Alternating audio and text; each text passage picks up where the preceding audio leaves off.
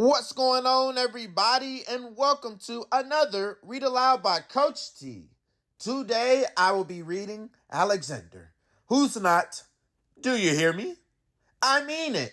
Going to Move by Judith Viorst and illustrated by Robin Prius Glasser. They can't make me pack my baseball mitt or my I Love Dinosaurs sweatshirt or my cowboy boots. They can't make me pack my ice skates, my jeans with their zippers, my compass, my radio, or my stuffed pig. My dad is packing. My mom is packing. My brothers Nick and Anthony are packing. I'm not packing. I'm not going to move. My dad says we have to move to where his new job is. That job is 1,000 miles away. My mom says we have to move to where our new house is. That house is 1,000 miles away.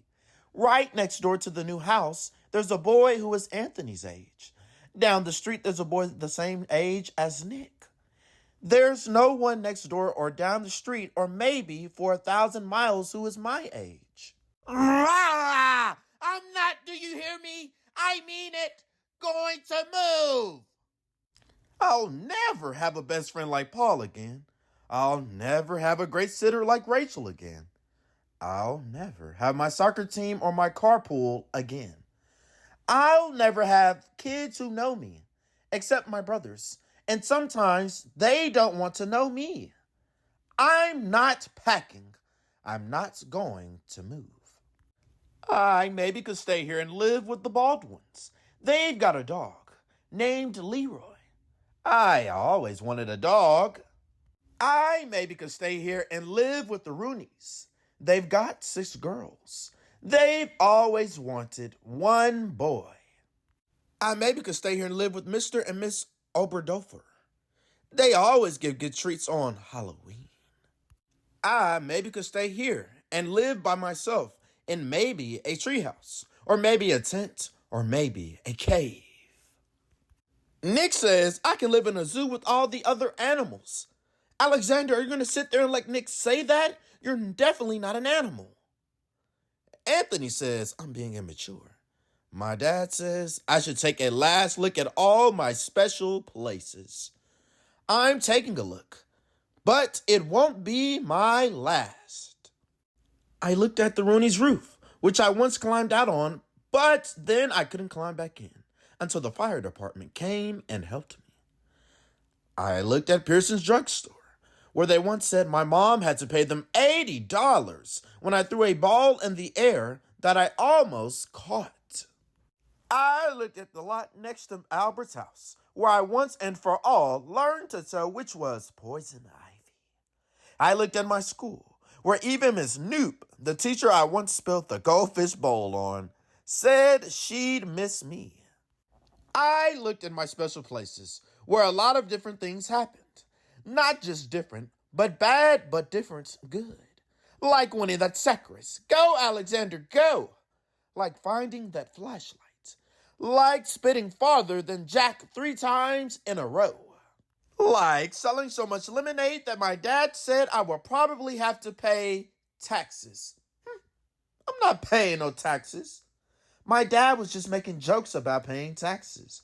I wish he was just making jokes about having to move. I'm not, do you hear me? I mean it, going to move. Nick says I'm acting like a puke face. Anthony says I'm being immature. My mom says to say a last goodbye to all my special people. I'm saying goodbye, but it won't be my last. I say goodbye to my friends, especially Paul, who is almost like having another brother, except he doesn't say puke face or immature. I'm going to miss Paul. I said goodbye to Rachel, who taught me to stand on my head and whistle with 2 fingers. But she says don't try to do both at the same time. I said goodbye to Seymour the Cleaners, who even if it's gum wrappers or an old tooth, always saves me the stuff I leave in my pockets. I said a lot of goodbyes to a lot of people and got a lot of hugs and kisses.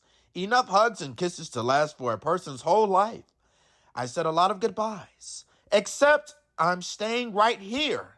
I'm not going to move. when the movers come to put my bedroom furniture in the truck, maybe I'll barricade my bedroom door.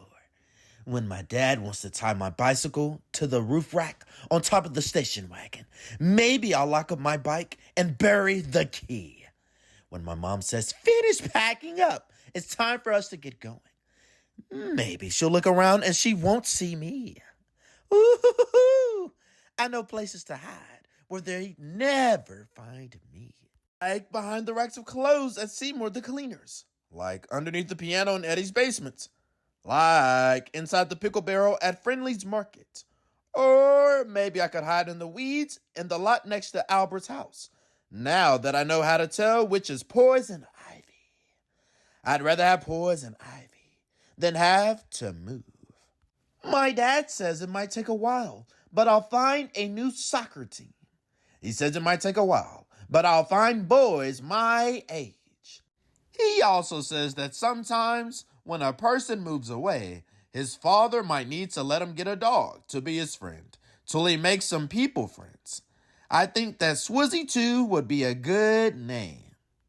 My mom says it might take a while, but we'll find a great sitter.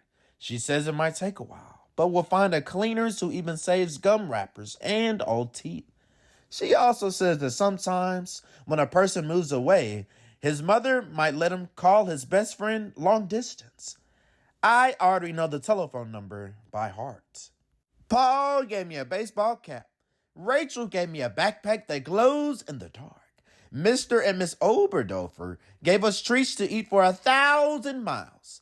Nick says if I'm lonesome in my new room all by myself, he might let me sleep with him for a little while. Anthony says that Nick is being mature. My dad is packing. My mom is packing. My brothers Nick and Anthony are packing. I don't like it, but I'm packing too.